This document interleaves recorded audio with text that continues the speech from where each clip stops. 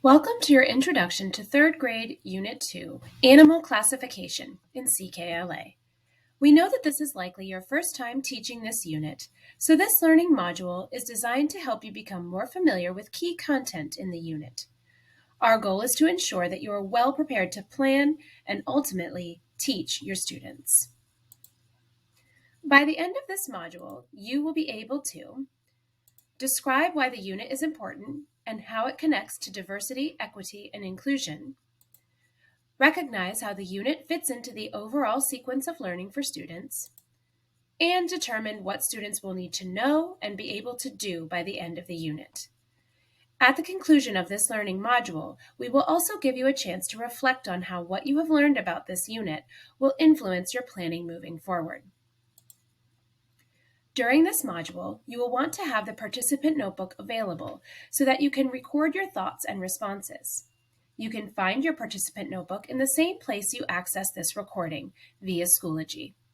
We recommend that you print this document so that you can jot down notes during this learning module. You'll also want to have access to your teacher guide for Grade 3, Unit 2, the student activity book, and the student reader.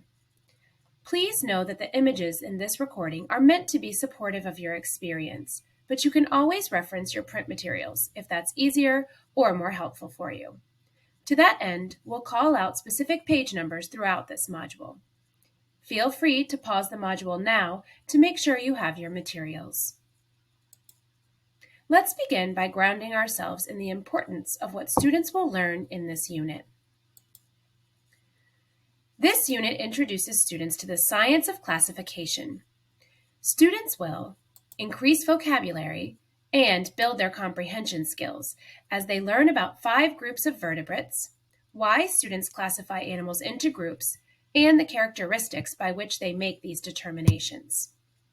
The ability to classify information is an essential skill of organizing, analyzing, and understanding data. Students will develop scientific skills as they observe and practice identifying important characteristics of organisms and objects. In this unit, students will be asked to engage in structured inquiry discussions and exercises.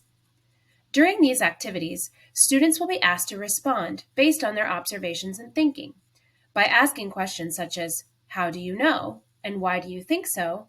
The teacher will guide students in making reasonable statements based on what they already know and evidence they can observe. Let's now turn to how this unit connects to diversity. This unit introduces students to the science of classification. The content students learn in this unit serves as the basis for a more in-depth study in the later grades of how living things are classified, the life cycles of animals, and oceans and marine life.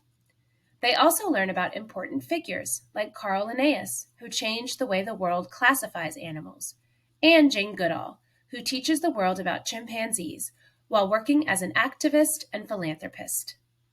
In this unit, students will consider the role an activist can take to help the world and its inhabitants.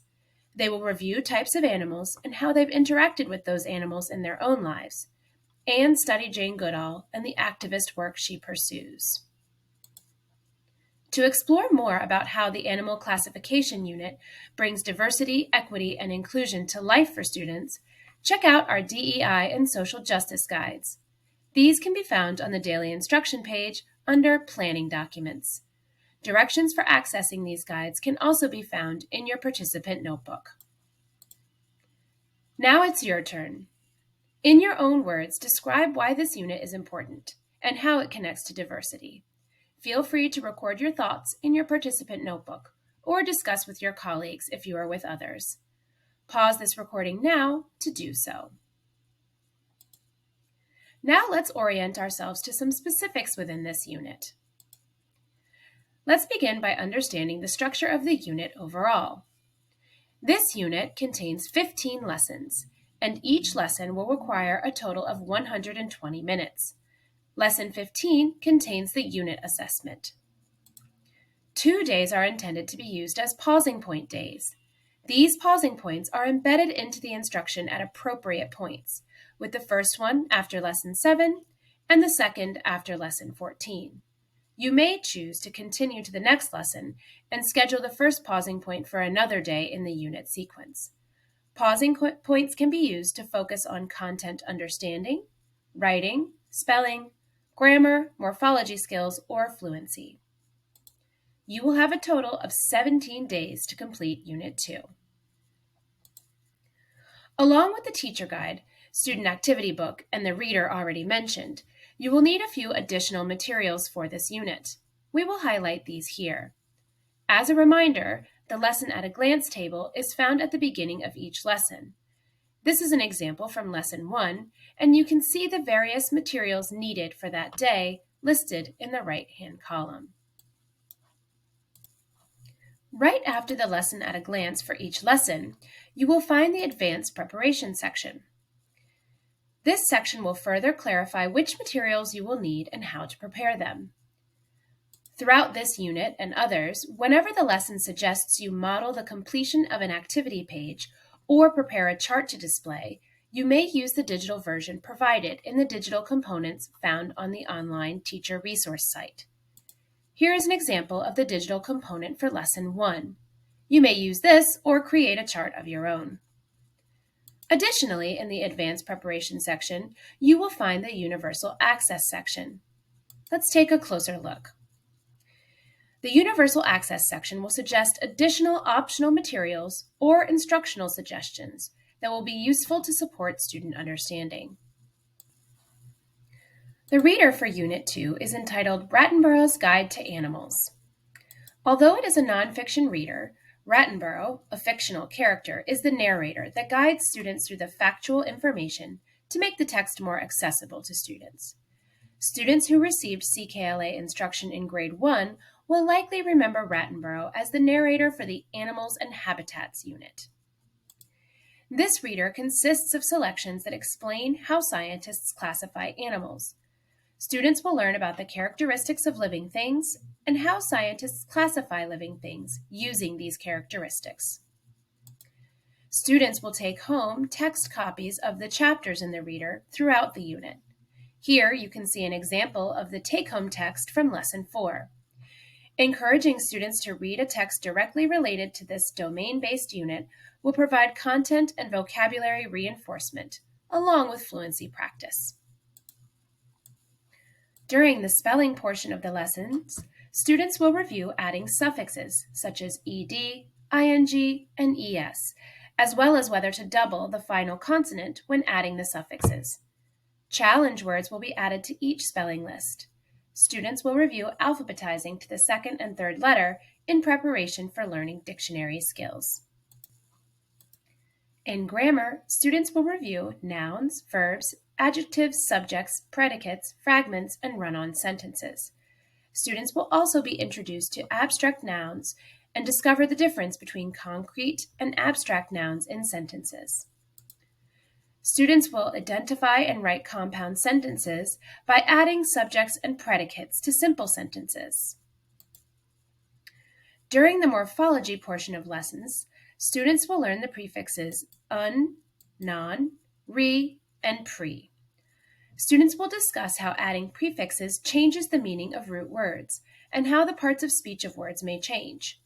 Students will have opportunities to apply their knowledge of these words during oral and workbook activities. Students have many opportunities to write in a variety of ways and for different purposes throughout this unit.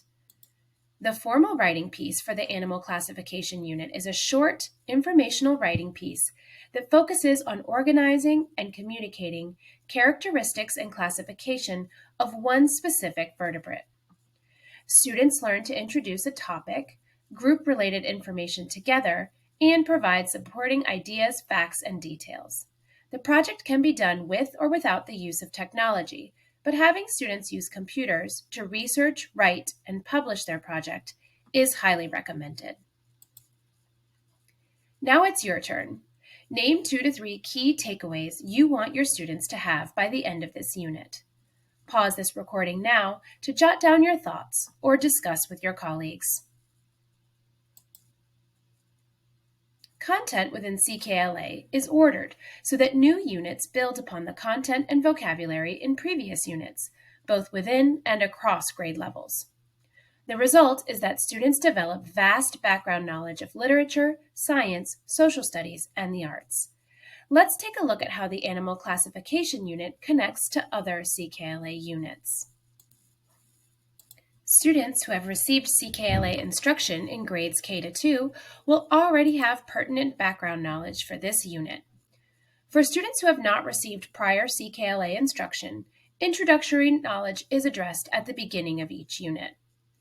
In kindergarten, students will learn about the needs of farm animals and their babies.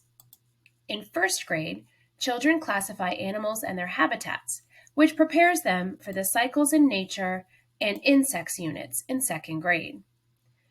The content students learn in this unit will serve as the basis for their ecology unit later in third grade, as well as more in-depth study in the later grades of how living things are classified, the life cycles and reproduction of animals, oceans, and marine life.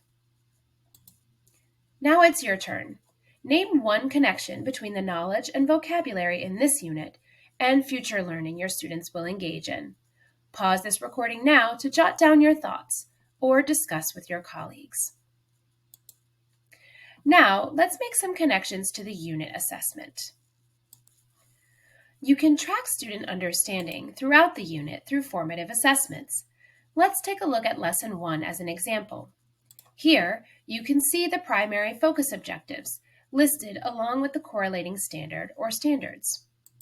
Below that, you will see the formative assessments that are included for each lesson, including an activity book page and the standard.